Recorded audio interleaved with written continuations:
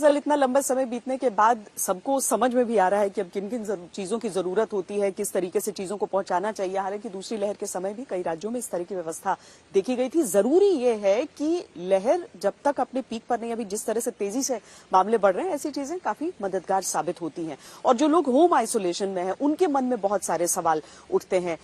उन सवालों का निवारण कौन करे, तो उसके लिए भी कॉल सेंटर्स दिल्ली में चल रहे हैं इस समय। स्वामी दयानंद अस्पताल में ऐसा ही एक कॉल सेंटर है जहां पर हमारी टीम पहुंची और वहां पर ये जो कोविड मित्र हैं उनसे मुलाकात की। कोरोना संक्रमित मरीजों की संख्या लगातार बढ़ती जा रही है। ओमिक्रॉन संक्रमित मरीजों की संख्या भी पीक पर है। ऐसे में हॉस्पिटलाइजेशन की तो मरीजों को जरूरत नहीं पड़ रही है, लेकिन ज्यादातर पेशेंट्स का ट्रीटमेंट होम आइसोलेशन के जरिए ही किया जा रहा है। केंद्र सरकार ने भी होम आइसोलेशन को लेकर कई सारी गाइडलाइंस जारी की है और ऐसे में देश भर में कई सारे कोरोना के कॉल सेंटर्स खोले गए हैं। इसी के तहत हम मौजूद है दिल्ली के स्वामी दयानंद हॉस्पिटल के कोरोना मित्र हेल्पलाइन सेंटर पर। एक ऐसा हेल्पलाइन सेंटर है जो 24/7 चालू रहता है। आपको बता दें कि स्वामी दयानंद अस्पताल के खोले गए इस कोरोना मित्र हेल्पलाइन में लगातार कॉल्स आ रहे हैं। 8 जनवरी को ये कॉल सेंटर खोला गया था और आप इस वक्त अपनी टीवी स्क्रीन पर लाइव देख सकते हैं कि किस तरह से लगातार पेशेंट्स के फोन आ रहे हैं और डॉक्टर्स की स्पेशलाइज्ड टीम उनकी लगातार मदद कर रही है। प्रोसेस बाय प्रोसेस आपको समझाते हैं कि किस तरह से यहाँ पर ये पूरी टीम काम कर रही है। इस वक्त 5 डॉक्टर्स यहाँ पर मौजूद हैं। यहाँ पर ये नंबर दिए गए, ये देखिए यहाँ पर ये नंबर दिए गए 2 हेल्पलाइन नंबर है, 2 लैंडलाइन नंबर है।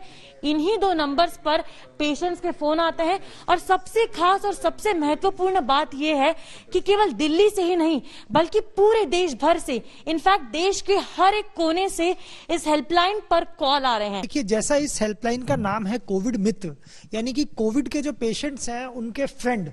बेसिकली हमारा जो विजन था इसमें वो यही था, क्योंकि इस बार होम आइसोलेशन के पेशेंट्स काफी ज्यादा हैं, तो उनको एक ऐसे मित्र की जरूरत है जो उनकी बातें सुन सके, जो उनको एडवाइस कर सके। और उसी को ध्यान में रखते हुए ये कोविड मित्र हेल्पलाइन शुरू की गई थी। 8 जनवरी को ये हमने शुरू की थी और 9 जनवरी को जब इसका वाइड स्प्रेड पूरा ऐड हो गया था तो डेली लगभग 100 से ज्यादा कॉल्स हम लोगों के पास आते हैं और वेराइटी ऑफ कॉल्स हम लोगों को रिसीव हो रहे हैं। डॉक्टर चक्रवर्ती जो है वो यहाँ पर लगातार यहाँ पर पेशेंट से बातचीत कर रहे हैं और खुद भी पेशेंट से जायजा ले रहे हैं कि किस तरह की उनकी तबीयत है, क्या कुछ मॉनिटरिंग की उन्हें जरूरत है। सर, किस तरह के कॉल आ रहे हैं पेशेंट्स की, क्या सीवियरिटी लेवल है और क्या समस्या आ रही है पेशेंट्स को इस वक्त की यदि हम बात करें तो? ज्यादातर पेशेंट्स जो अभी हैं माइल्ड कैटेगरी के ही पेशेंट्स हैं, क्योंकि आपने एक चीज नोटिस किया होगा कि जब सेकेंड वेव कोविड का आया था तो इतना पैनिक था कि अभी भी वो पैनिक बटन हर पेशेंट्स के साथ अभी भी है। कोविड का रिपोर्ट देखकर ही ज्यादा से ज्यादा पेशेंट्स जो हैं पैनिक बहुत होते हैं। तो यहाँ ऑलरेडी ये है कि अभी इस बार के वेव में हम ये नोटिस कर रहे हैं कि 90% लोगों को होम आइसोलेशंस की जरूरत पड़ रही है। लेकिन होम आइसोलेशंस में इंपॉर्टेंट ये पॉइंट है कि कौन कौन से पॉइंट्स हमें स्ट्रेस आउट करना है वो जरूरी होता है, क्योंकि उसमें से भी कुछ परसेंटेज ऑफ पेशेंट्स सिक होते हैं।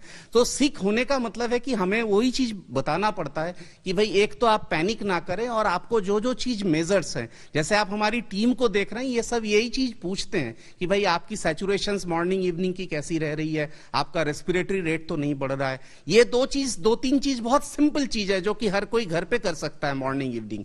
उसमें अगर वार्निंग साइंस रेज होता है कि भाई नहीं इससे कम आ रहा है, सैचुरेशन 93 से नीचे, आपका रेस्पिरेटरी रेट 24 से ऊपर जा रहा है, इस मींस आपको तुरंत हॉस्पिटलाइजेशन की जरूरत है। ये ज्यादातर पेशेंट्स को इस बार के जो वेव है माइल्ड सिम्टम्स में, उसमें बुखार ही ट्रबल करता है, बॉडी एक, बुखार और नेजल सिम्टम्स आते हैं, नाक ये हो रहा है, बह रहा है।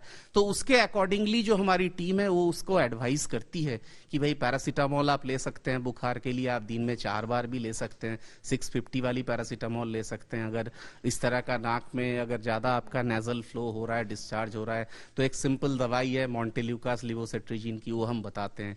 इससे ज्यादा इस बार के वेव में और कोई जरूरत पड़ नहीं रही है दवाइयों की। यूजुअली 3 to 5 डेज में सब पेशेंट्स रिकवर कर रहे हैं।